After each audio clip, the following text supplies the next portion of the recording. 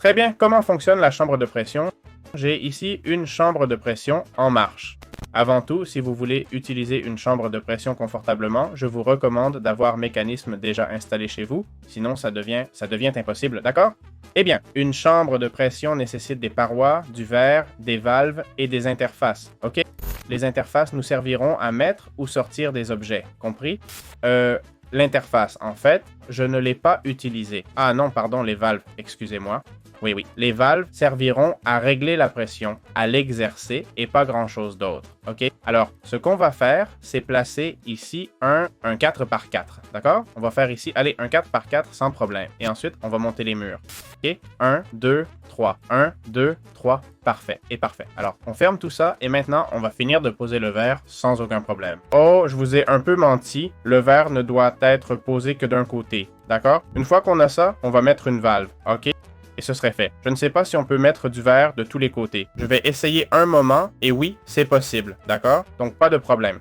Même si on voulait le mélanger, ce serait possible, ok? On met la valve, et ensuite on mettrait deux interfaces pour entrer et sortir des objets. Important pour les interfaces, voyez? Si j'entre ici, ça dit interface, statut. Bon, non, ça ne dit rien car ce n'est pas fermé. Attends, on va le fermer. Interface, statut, importé. Bien, on va prendre une clé, c'est cette machine ici qui sert à tourner les objets. Le crafting ne s'affiche pas. Voyons. Ah, voilà le crafting, d'accord? Avec un air canister, qu'est-ce que c'est que ça? On prendrait ça, et vous voyez le bleu de ce côté, ok? C'est un peu buggé, on le met en orange, d'accord? Maintenant qu'il est orange, vous voyez, interface, statut, exporter.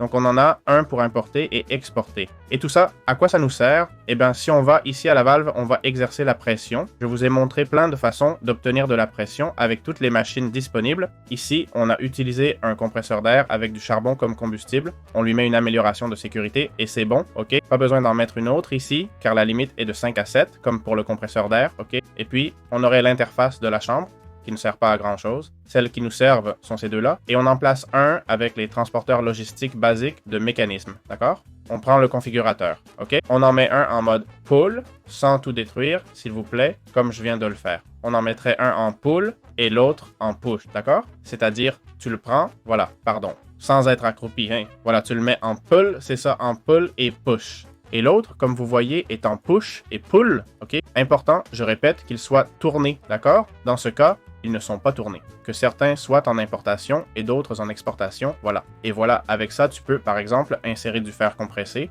ok? Ou du fer normal et obtenir du fer compressé. Alors, bien sûr, la chambre de pression, à quoi nous sert-elle? Ça nous sert à convertir le fer, à faire du slime, améliorer la glace, faire de la farine, du blé en farine, obtenir de la pierre compressée, et faire plein de crafts comme des transistors, de la gravure et plein d'autres trucs dont on aura besoin pour progresser dans le mode. Ça sert même à enchanter, enfin, bon, c'est ça. Je crois que ça sert aussi à désenchanter, d'après ce que je vois ici. Ça nous sert à faire des wafers solaires, ok? Et plein d'autres crafts qu'on devra utiliser plus tard. Bon, donc l'utilité de la machine en soi n'est pas extraordinaire. Elle va juste nous permettre de progresser dans le mode.